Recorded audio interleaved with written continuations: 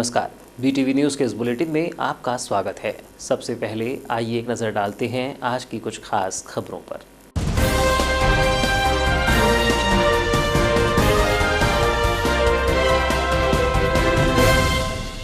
जिले की 6 विधानसभा क्षेत्रों के प्रत्याशियों के भाग्य का फैसला आया सामने। 3 सीटों में कांग्रेस, 2 में भाजपा तो 1 में निर्दलीय प्रत्याशी ने मारी बाजी। बालाघाट से गौरीशंकर बिसेन, परसवाड़ा से रामकिशोर कावरे, लांजी से हीना कावरे, कटंगी से टामलाल सहारे, बैहर से संजय उइके और वारासिवनी से प्रदीप जायसवाल ने मारी बाजी। 11 दिसंबर की देर रात निर्वाचित प्रत्याशियों को दिया गया जीत का प्रमाण पत्र। 3 राज्यों में कांग्रेस की सरकार बनने पर कांग्रेसियों ने मनाया जीत का जश्न।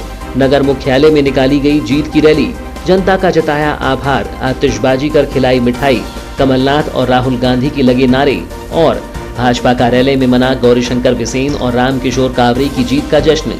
जीत के जश्न के साथ चेहरे में दिखी हार की खीज।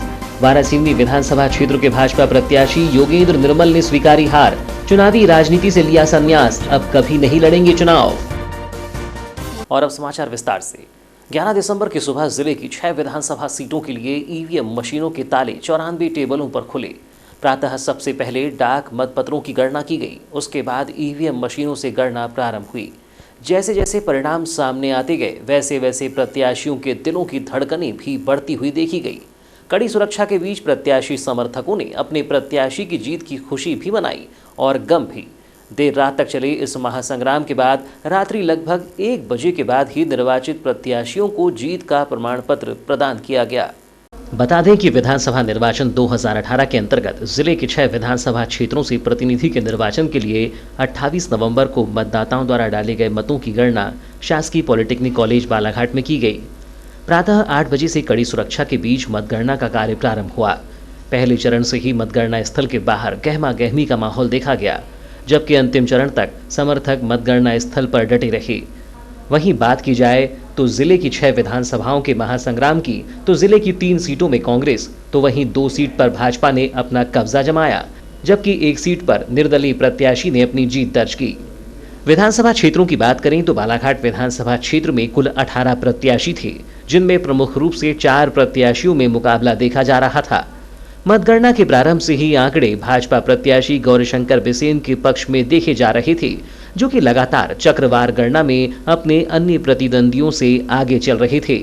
अंतिम गणना के साथ गौरीशंकर बिसेन को बालाघाट रिटर्निंग अधिकारी के द्वारा निर्वाचित घोषित करते हुए उन्हें जीत का प्रमाण पत्र दिया गया।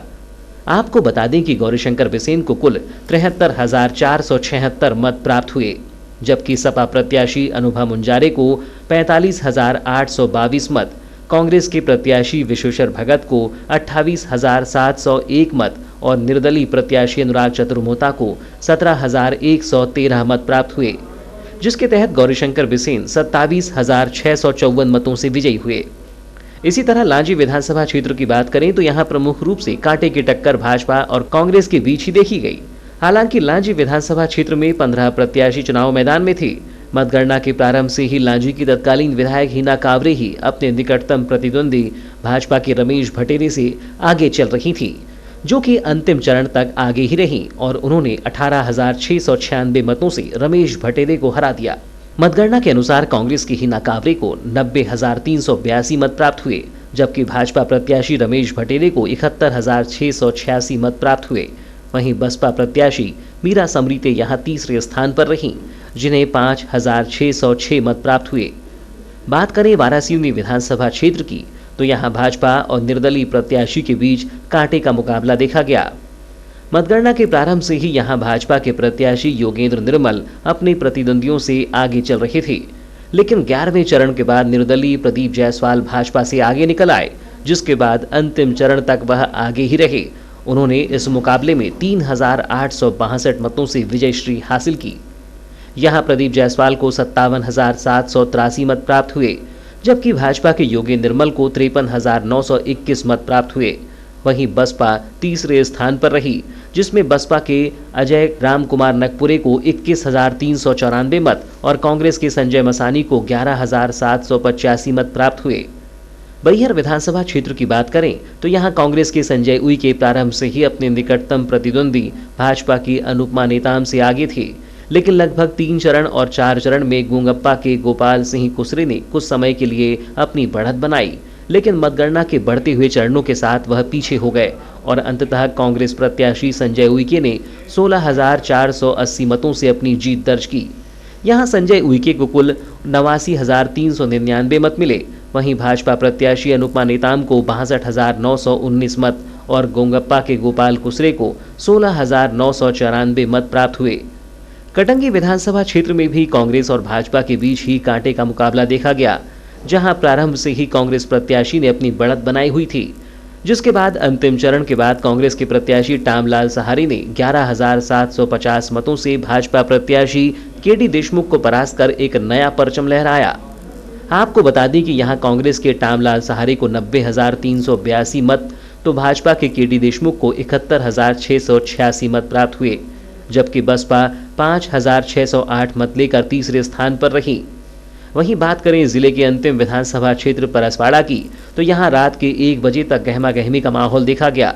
3 अलग अलग राजनीतिक दलों की साख इस सीट पर दांव पर लगी हुई देखी गई, जहां मतगणना के प्रारंभ से ही तीनों ही प्रत्याशी एक दूसरे को कड़ी टक्कर देते हुए देखे गए। आपको बता दें कि अंतिम चरण के बाद यहां भाजपा प्रत्याशी रामकिशोर कावरे ने कड़े संघर्ष के बाद 9,608 मतों से अपनी जीत दर्ज की, लेकिन उन्हें इस जीत के लिए काफी इंतजार करना पड़ा। यहां प्रारंभ से ही कांग्रेस और सपा के बीच कड़ा मुकाबला देखा गया, जिसमें कांग्रेस के मधु भगत और सपा के कंकर मुंजारे आगे चल रहे थे, लेकिन लगभग 17वें चरण के बाद भाजपा के रामकिशोर कावरे ने बाजी मारी और निर्वाचित हुए। यहां रामकिशोर कावरे को कुल 57,395 मत, मधु भगत को 47,787 मत, कंकर मुंजारे को 47,476 मत प्राप्त हुए हैं। मतदाताओं द्वारा ईवीएम में डाले गए मतों की गणना के लिए प्रत्येक विधानसभा क्षेत्र में 14.14 टेबल लगाई गई थी। इस प्रकार जिले के 6 विधानसभा क्षेत्रों के 1,637 मतदान केंद्रों की ईवीएम में डाले गए मतों की गणना के लिए कुल 96 टेबल लगी थी। छत्तीसगढ़, राजस्थान और मध्य प्रदेश में कांग्रेस की वापसी ने भारतीय जनता पार्टी को बड़ा झटका दिया है। कांग्रेस समर्थक रुझानों के सामने आने के बाद से ही जमकर झूम रहे हैं और नाच गा रहे हैं। 11 दिसंबर को मतगणना पूर्ण होने के बाद से ही लगातार कांग्रेसियों में हर्ष देखा गया, जिसके बाद नगर मुख्यालय में भी कांग्रेसियों ने जमकर जीत का जश्न मनाया।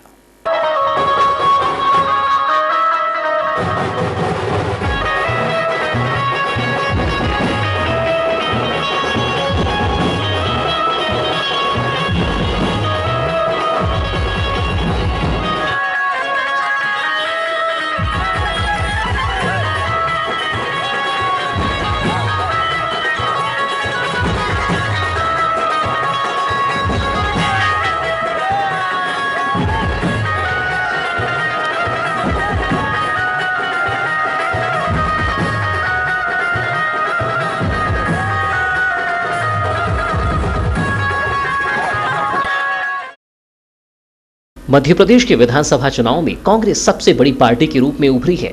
एक दशक से अधिक समय से काबिज शिवराज सिंह चौहान सरकार के खिलाफ एंटी इनकम्बेंसी फैक्टर भी पूरी तरह से कांग्रेस के काम नहीं आया और वह बहुमत के लिए जरूरी अंक तक नहीं पहुंच सकी।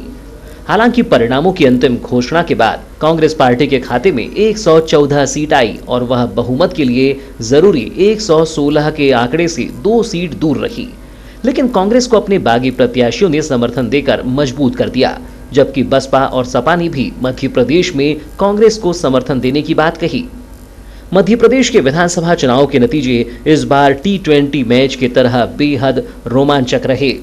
सीटों के रुझान में दोनों पार्टियों के बीच पूरे समय कड़ा संघर्ष चलता रहा और आखिरकार देर रात कांग्रेस को राहत की सांस लेने का मौका मिला, जो कि 12 दिसंबर को दिन भर जारी रहा। हर जगह कांग्रेसियों ने आतिशबाजी और मिठाई खिलाकर जीत की बधाइयां दी। बालाघाट नगर में जीत के जश्न की शुरुआत युवा कांग्रेस के कार्यवाहक प्रदेश अध्यक्ष नितिन भोज के कार्यालय से प्रारंभ हुई। यहां युवा कांग्रेस और NSUI के कार्यकर्ताओं और पदाधिकारियों ने जीत का जश्न मनाते हुए जमकर आतिशबाजियां की और कमलनाथ के नारे भी लगाए।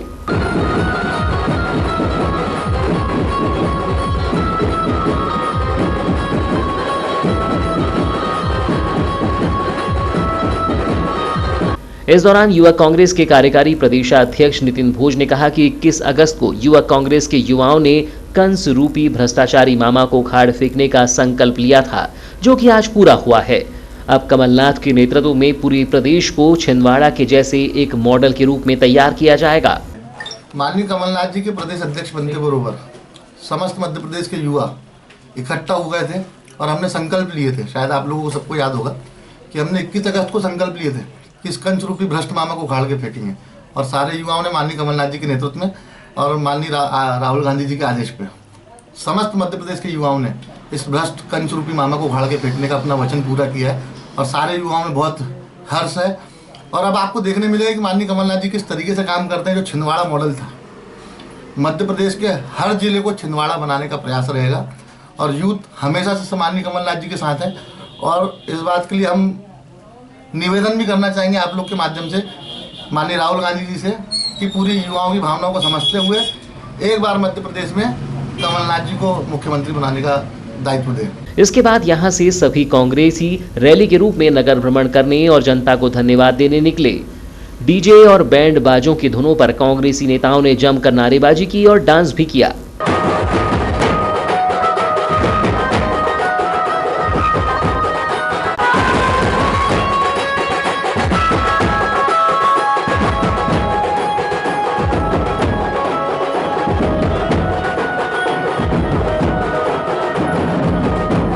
इस दौरान रैली में जिला कांग्रेस के कार्यवाहक अध्यक्ष राजा सोनी, एआईसी सदस्य पुष्पा बिसेन, युवा कांग्रेस कार्यवाहक प्रदेशाध्यक्ष नितिन भोज, प्रदेश कांग्रेस की सचिव भीमफूल सुंघे, जिला उपाध्यक्ष अल्लाह रखा, रहीम खान, समीम सिद्दीकी, दयाल वासनिक, रिकाब मिश्रा, तबरेज खान, श्याम पंजवानी सहित बड़ी संख्या में कांग्रेसी जन उपस्थित रहे।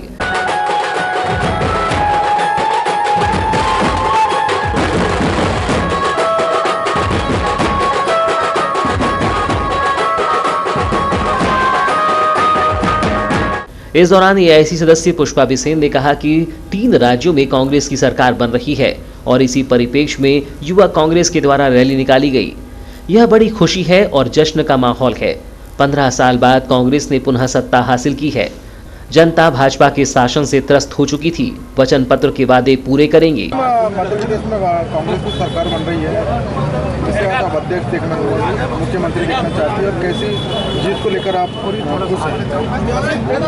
पूरे मध्य प्रदेश में ही नहीं बल्कि 3 राज्यों में कांग्रेस की सरकार बन रही है, और इसी के परिप्रेक्ष्य में आज हमारे युवा कांग्रेस के प्रदेश कार्यकारी अध्यक्ष भाई नितिन भोज के साथियों द्वारा, नितिन भोज के द्वारा उनके नेतृत्व में रैली निकाली गई और हमारे समस्त वरिष्ठ कांग्रेसी इस रैली में शामिल हुए। यह बड़ा खुशी और जश्न का माहौल है, क्योंकि 15 साल बाद कांग्रेस ने पुनः सत्ता हासिल की है, और 15 साल का जो इनका कुशासन था, इनका जो कार्यकाल था, उससे जनता त्रस्त हो गई थी। यही वजह है कि आज मध्य प्रदेश में, छत्तीसगढ़ में और राजस्थान में, तीनों प्रदेश में बहुमत से सरकार कांग्रेस बनाने जा रही है। आज इसी खुशी में आज हमारे कांग्रेस के लोगों ने आज जश्न मनाया। जिला कांग्रेस कार्यकारी अध्यक्ष राजा सोनी ने कहा कि कांग्रेसी काफी उत्साहित हैं। पूरे देश में जश्न का माहौल है।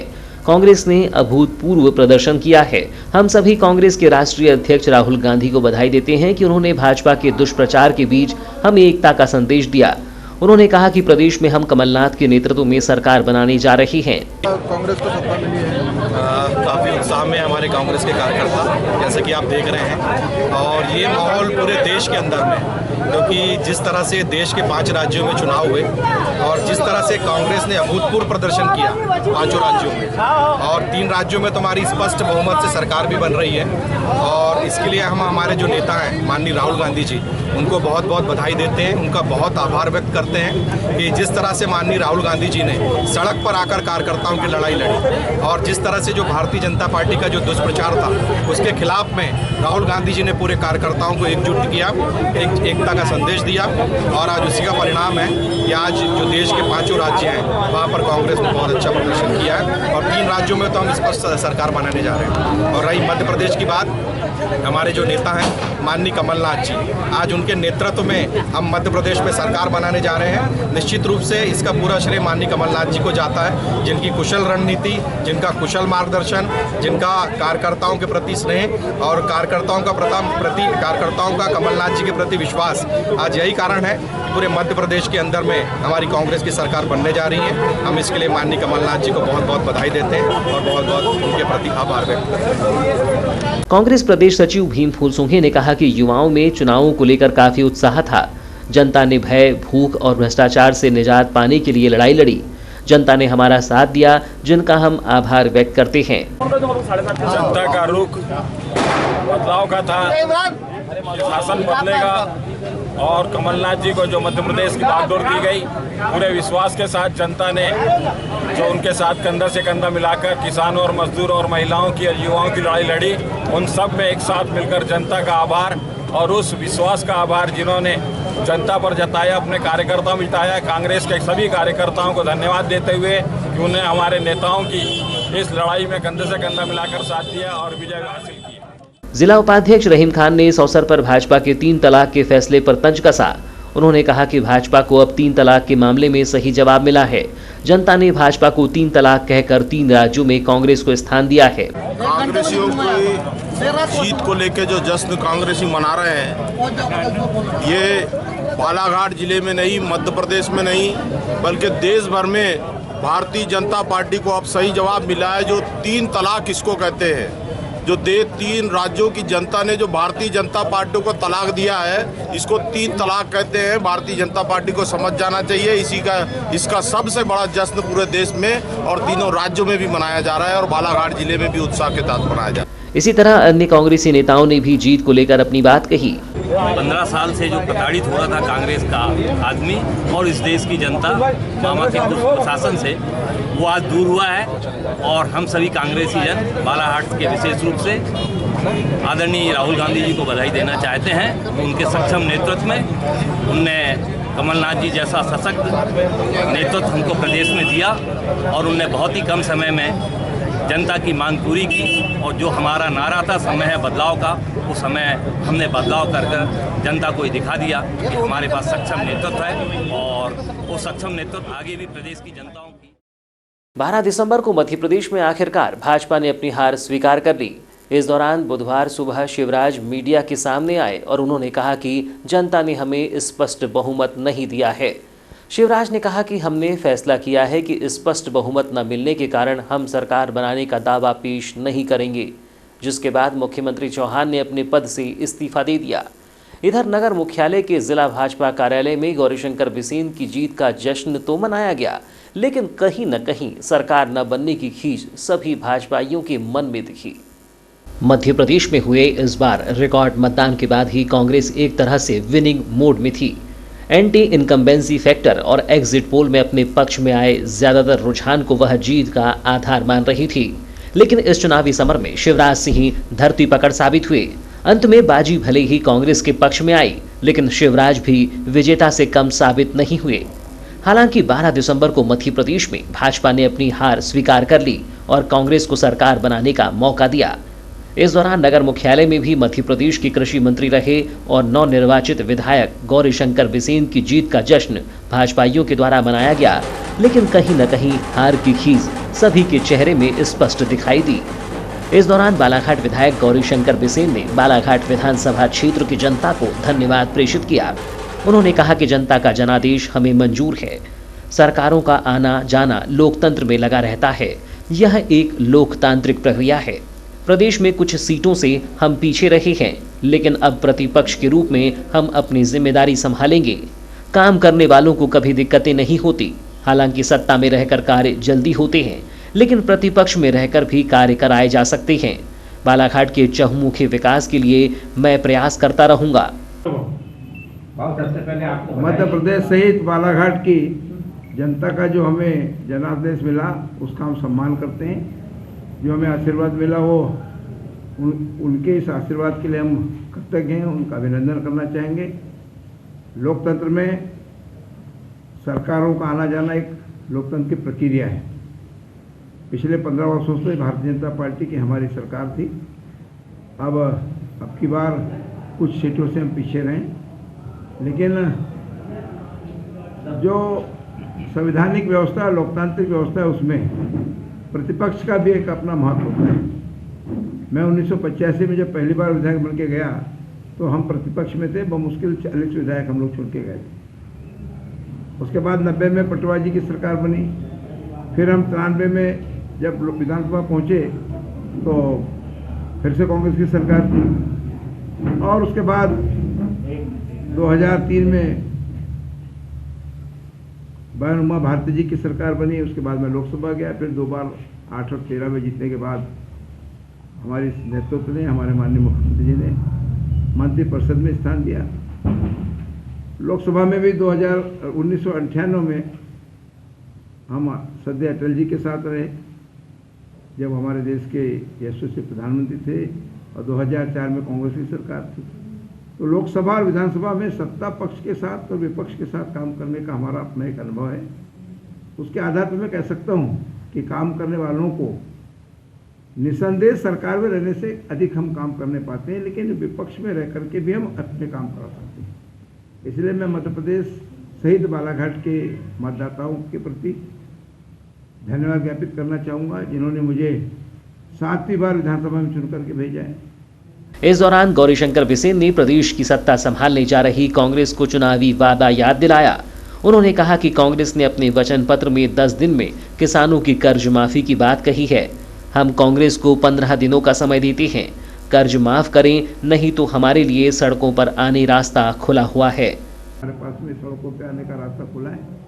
उन्होंने कहा है कि हम धान का समर्थन मूल्य 2500 रुपये करेंगे। हम देखते हैं धान की खरीदी चालू है, जब किसानों को भुगतान हो तो 2500 रुपये कुंटल से हो। और उन्होंने जो बेरोजगारों के लिए रोजगार के अवसर और उनको बेरोजगारी भत्ता देने की बात कही। हम चाहेंगे कि इसी वित्तीय वर्ष से बेरोजगारी भत्ता मिले और बालाघाट सहित मध्य प्रदेश का चौमुखी विकास हो। जनप्रतिनिधि का काम होता है जन कल्याण में अपनी सहभागिता करना, उसमें योगदान। इधर भाजपा जिलाध्यक्ष रमेश रंगलानी ने कहा कि हम काफी कम अंतरों से हारे हैं, रिजल्ट स्वीकार करते हैं, जीत हार होती रहती है। 50 सालों तक विपक्ष में रहे, हमें कभी कोई दिक्कतें नहीं आई। हम अपने दमखम से कार्य करते हैं, शायद जनता की सेवा में कोई कमी रह गई होगी। उन्होंने कहा कि तात्कालिक मुद्दों के चलते हमारी हार हुई है, लेकिन कांग्रेस को भी पूर्ण बहुमत नहीं मिल सका। अब लेकिन जो रिजल्ट आया उसे स्वीकार तो करते हैं, जो भी आया उसमें क्या है, जीत हार तो होती रहती है।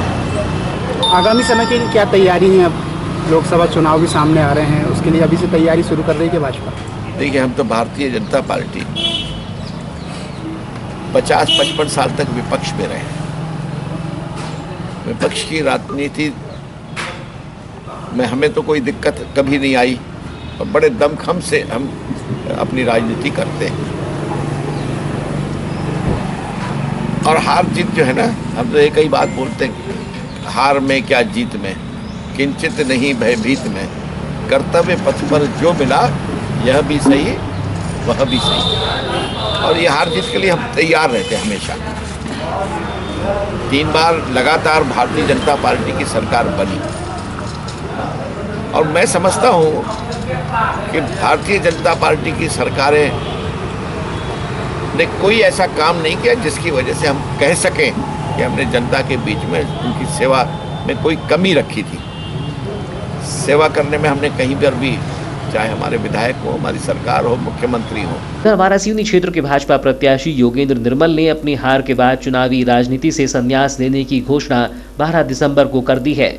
उन्होंने कहा कि अब उनकी चुनावी राजनीति खत्म हो गई है, अब हम संगठन की राजनीति ही करेंगे और कभी चुनाव नहीं लड़ेंगे। क्योंकि अब हम कोई चुनाव नहीं लड़ेंगे। आप नहीं लड़ेंगे? ईमानदार व्यक्ति की नहीं, अब हम कोई चुनाव नहीं लड़ेंगे। चुनावी राजनीति हमारी खत्म, हम संगठन की राजनीति करेंगे, संगठन से पार्टी की सेवा। हाँ। तो क्या मानते हैं आप, आपकी जगह कौन लेगा यहाँ पर? मैं क्या बोलूँगा आज? आपका आशीर्वाद के बगैर तो डॉक्टर साहब नेता बनना मुश्किल है यहाँ। कोई जो कार्यकर्ता के कंधे पे बैठेगा बनेगा। नहीं, कुछ तो जिसको आशीर्वाद देंगे, कुछ तो ऐसा लगता होगा। सुनो देखो, कार्य करेगा, उसकी परीक्षा कार्यकर्ता की भी। उन्होंने कहा कि जनता का निर्णय सर्वोपरि है। खैरलांजी क्षेत्र में हमारी हार हुई है, वहां की 30 पंचायतों में हमारी कमियों के कारण हम हारे हैं। वारासिवनी नगर में निर्दलीय चुनावी मैदान में उतरे प्रदीप जायसवाल ने 11 दिसंबर को 3862 मतों से अपने विरोधियों को पराजित कर एक नया इतिहास रच दिया है, जिसके बाद 12 दिसंबर को गुड्डा समर्थकों ने नगर में जमकर खुशियां मनाई। हालांकि इस दौरान प्रदीप जायसवाल भोपाल के लिए रवाना हो गए थे, लेकिन समर्थकों ने जमकर जीत का जश्न मनाया। विधानसभा चुनाव में वारासिवनी विधानसभा क्षेत्र जिले की सबसे रोचक सीटों में से एक मानी जा रही थी। यहां पर पैराशूट से उतरे कांग्रेस के संजय मसानी के नामांकन भरने के बाद कांग्रेस में उथल पुथल देखी गई, लेकिन इसके बाद भी प्रदीप जायसवाल ने अपने साथियों के साथ चुनावी मैदान में उतरने की ठानी और 14 नवंबर को नामांकन भरा। हालांकि उसके बाद प्रदेश कांग्रेस अध्यक्ष ने प्रदीप जायसवाल सहित अन्य साथी कांग्रेसियों को पार्टी विरोधी गतिविधियों के चलते निष्कासित कर दिया। मतदान से लेकर मतगणना तक गुड्डा समर्थक काफी उत्साहित रहे। मतगणना के परिणाम आते ही और भी उत्साहित हो गए। जीत के बाद वारासिवनी नगर में जमकर जीत का जश्न भी देखा गया। यहां प्रदीप जायसवाल के चुनाव कार्यालय के सामने समर्थकों ने जमकर गुलाल उड़ाकर जीत का जश्न मनाया।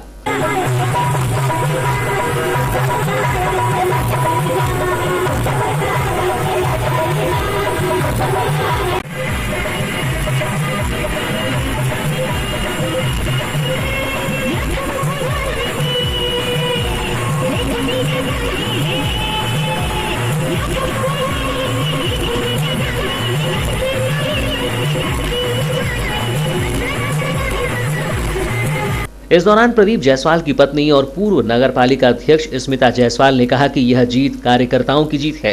हम बिना सिंबल के चुनाव में कार्यकर्ताओं के साथ उतरे थे। हमें कोई कठिनाई नहीं आई। हमारे कार्यकर्ता हमारे साथ रहे। कल ही हमने विधानसभा चुनाव को निर्दलीय जीता है और ये उसी बात की खुशी है और मैं आज इस मौके पर बहुत बहुत धन्यवाद करती हूँ, क्योंकि ये कार्यकर्ताओं की जीत है। ये चुनाव हमारे पूरे कार्यकर्ताओं ने लड़ा है, तो मैं सभी सम्मानित कार्यकर्ताओं को बहुत बहुत बधाई देती हूँ और उनका बहुत बहुत धन्यवाद करती हूँ। आपने एक संघर्ष में चुनाव लड़े, तो उसमें क्या कठिनाई आई आपको? नहीं, मुझे नहीं लगता कि हमको कोई भी कठिनाई आई है। हमारे साथ सिंबल नहीं था, लेकिन पूरा संगठन और पूरा कार्यकर्ता हमारे साथ था, इसलिए हमको किसी भी कठिनाई का सामना नहीं करना पड़ा। प्रदीप समर्थक भोजेश्वर पटले ने कहा कि आज कार्यकर्ताओं में अपार खुशी है। विषम परिस्थितियों में हमने चुनाव जीता है। राष्ट्रीय दलों के नेताओं के सामने हमने चुनाव लड़ा और जनता का अपार सहयोग हमें मिला, जिसके चलते हमारी जीत हुई। आज जो खुशियाँ मनाई जा रही है, किस उत्सव पे मनाई जा रही है? आज जो हमारे इस कार्यालय में खुशियाँ मनाई जाए, अपार खुशियाँ हमारे कार्यकर्ताओं के बीच में है। जो कल हमारे निर्दलीय प्रत्याशी बड़े भाई प्रदीप जायसवाल जी ने विधायक का चुनाव जीते हैं और विषम परिस्थितियों में जब यहाँ पर वारासिवनी क्षेत्र में एक भारतीय जनता पार्टी के रूलिंग के विधायक डॉक्टर योगेंद्र निर्मल जी हमारे सामने थे, एक कांग्रेस से जो प्रदेश के मुखिया शिवराज सिंह चौहान के साले संजय मसानी कांग्रेस से प्रत्याशी के रूप में थे, एक बहुजन पार्टी से रामकुमार नकपुरे जी थे और उसके बाद भी विषम परिस्थितियों में जब पूरे राजनीतिक राष्ट्रीय दल के नेताओं के सामने हमारे गुड्डा भैया जो थे, उन्होंने निर्दलीय प्रत्याशी के रूप में चुनाव लड़ा और जो जनता का अपार प्यार, इसने उनका जो विगत 15-20 वर्षों से लगातार जनता के बीच रह करके जो जनता के साथ में प्यार दुलार और उनके लिए सहयोग और उनके साथ जो समर्पण था, वो आज निर्दलीय के रूप में जब जनता का अपार सहयोग मिला है, उस खुशी में आज हमारे सारे कार्यकर्ता उनके जीत की खुशी को यहाँ पर मनाए। क्या लगता है आपको कल? इधर जीत के बाद सीधे भोपाल पहुंचे प्रदीप जायसवाल का भी प्रेस से चर्चा करते हुए पहला बयान सामने आया। इस दौरान उन्होंने कहा कि मैंने कांग्रेस की विचारधारा के साथ चुनाव लड़ा। दुर्भाग्यपूर्ण कुछ स्थितियां बन गई थी। मेरी चुनाव जीतने के बाद पहली प्राथमिकता कांग्रेस ही थी। संजय मसानी को मैंने कभी कांग्रेसी नहीं माना। उनकी जमानत जब्त हुई। कांग्रेस का गलत फैसला था। कमलनाथ मुख्यमंत्री बने, यही आशा करता हूं। दुर्भाग्यपूर्ण स्थिति बनी जी, मुझे निर्दलीय लड़ना पड़ा जी, लेकिन मैंने कांग्रेस की विचारधारा से ही चुनाव लड़ा बना। तो संजय मसानी सामने थे, आपने कभी माना वो कांग्रेस के हैं? ये नहीं, जमानत जब्त हो गई मेरी। मैंने कांग्रेस को बचाने के लिए चुनाव लड़ा मैंने और कांग्रेस को बचाया। कांग्रेस का गलत फैसला था? गलत फैसला था। अब आप क्या अपनी मांग रखी है या क्या बातचीत आपकी आज हुई? पार्टी, मैंने कहा दुर्भाग्यपूर्ण स्थिति बन गई थी, लेकिन उस चीज़ को मैंने खत्म किया और मैंने कांग्रेस पार्टी को बचाया है। अब मैं देखूंगा कि कांग्रेस पार्टी के नेता मेरे को। आप किसके नाम पर सहमत होंगे? माननीय कमलनाथ जी। कमलनाथ जी को अगर सीएम बनाया जाता है? जी। तो अभी फिलहाल आप प्रस्ताव दे रहे हैं इस तरह का? हाँ, रहेगा। ठीक है, अभी फिलहाल जो स्थिति बन रही है उसको आपको क्या लग रहा है, कमलनाथ जी बनेंगे सीएम या सिंधिया जी भी हो सकते हैं? मैं भी, लेकिन माननीय कमलनाथ जी होंगे। ठीक है, तो ये प्रदीप जायसवाल आगामी 20 जनवरी 2019 को सर्व स्वर्णकार समाज का राष्ट्रीय सम्मेलन और परिचय सम्मेलन का आयोजन नागपुर में किया जा रहा है, जिसको लेकर समाज के प्रतिनिधियों का दल 12 दिसंबर को बालाघाट पहुंचा, जहां उन्होंने बालाघाट के सर्व स्वर्णकार समाज के पदाधिकारियों के साथ कार्यक्रम को लेकर चर्चा की और कार्यक्रम में अधिक से अधिक संख्या में समाजजनों की उपस्थिति की अपील की। सोनी समाज मित्र मंडल नागपुर के पदाधिकारियों ने बालाघाट पहुंचकर सर्व स्वर्णकार समाज के जिलाध्यक्ष अजय सोनी एवं अन्य सामाजिक पदाधिकारियों से सौजन्य भेंट की। इस दौरान बालाघाट के अन्य सामाजिक पदाधिकारी व सामाजिक जन बड़ी संख्या में मौजूद रहे, जहां आगामी कार्यक्रम को लेकर रूपरेखा बनाई गई और कार्यक्रम में शामिल होने के लिए तैयारियों को लेकर चर्चा की गई। इस दौरान बालाघाट के सर्व स्वर्णकार समाज को कार्यक्रम में आमंत्रित करने पहुंची सर्व स्वर्णकार समाज की राष्ट्रीय उपाध्यक्ष और सोनी समाज मित्र मंडल की सहसचिव आरती सोनी एवं सोनी समाज मित्र मंडल महासचिव मनीष सोनी ने बताया कि आगामी 20 जनवरी को समाज का परिचय सम्मेलन और सामाजिक एकजुटता को बढ़ाने के लिए राष्ट्रीय सम्मेलन का आयोजन नागपुर में किया जा रहा है, जिसके तहत आज वह बालाघाट पहुंचकर सामाजिक पदाधिकारियों और सामाजिक महिलाओं को आमंत्रित करने पहुंची हैं। अजय सोनी जी और यहाँ के जो स्वर्णकार भाई हैं, यहाँ का जो स्वर्णकार संगठन है, उनसे मैं आग्रह करने आया हूँ कि 20 जनवरी को नागपुर में परिचय सम्मेलन और राष्ट्रीय सम्मेलन का जो आयोजन हो रहा है, उस कार्यक्रम में आप सभी लोग आए। यहाँ से ज़्यादा संख्या में विवाह योग्य युवक युवतियाँ जो हैं वो परिचय सम्मेलन में भाग लें और जितने स्वर्णकार भाई हैं जो देश भर में हैं, उनकी एकता के लिए जो हम राष्ट्रीय सम्मेलन आयोजित कर रहे हैं, उस राष्ट्रीय सम्मेलन में भाग लें। धन्यवाद। और मैं नागपुर से आई हूँ और जैसा कि सारी जानकारी हमारे मनीष भैया ने दे चुके हैं। इस दौरान सर्व स्वर्णकार समाज बालाघाट के जिलाध्यक्ष अजय सोनी ने बताया कि नागपुर में समाज का परिचय सम्मेलन और राष्ट्रीय सम्मेलन का आयोजन किया जा रहा है। इस तारतम्य में आज नागपुर से पदाधिकारी बालाघाट पहुंचे हैं और इस महाकुंभ में शामिल होने के लिए चर्चा की जा रही है। मित्र मंडल का एक बड़ा कार्यक्रम परिचय सम्मेलन नागपुर में आयोजित है। बड़े भव्य रूप में इस कार्यक्रम का आयोजन किया जा रहा है और हमारे स्वर्णकार समाज मित्र मंडल के अध्यक्ष यहाँ पधारे हुए हैं। मैं सर्व सोनी समाज की ओर से आप सभी लोगों का स्वागत करता हूँ और ये विश्वास दिलाता हूँ कि जो भी सहयोग इस परिचय सम्मेलन में होगा हमारे द्वारा किया जाएगा और अधिक से अधिक संख्या में बालाघाट से इस परिचय सम्मेलन में और महाकुंभ में हम अधिक से अधिक संख्या में पहुंचेंगे। वहीं कार्यक्रम को लेकर सामाजिक पदाधिकारी राकेश शिले ने कहा कि नागपुर से पधारे समस्त अतिथियों का सर्व स्वर्णकार समाज बालाघाट सम्मान करता है और नागपुर में आयोजित होने वाले कार्यक्रम में शामिल होने की अपील करता है। सोनी समाज मित्र मंडल नागपुर से आए हमारे सारे अतिथियों का हम सम्मान करते हैं और नागपुर में भी सोनी समाज द्वारा एक बहुत बड़ा परिचय सम्मेलन का आयोजन किया जा रहा है। इस तारतम्य में आज एक मीटिंग श्री अरविंद सोनी जी के निवास को मरारी मोहल्ले में रखी गई थी और हम यहाँ से सभी बालाघाट से सर्व स्वर्णकार समाज हमारे अध्यक्ष श्री अजय सोनी जी के नेतृत्व में नागपुर पहुँच के इसका भव्य रूप से इस कार्यक्रम में शामिल होकर इसको भव्य आयोजन को सफल बनाएंगे। विधानसभा चुनाव की मतगणना को लेकर 11 दिसंबर को स्थानीय पॉलिटेक्निक कॉलेज और इसके आसपास व्यापक सुरक्षा व्यवस्था के इंतजाम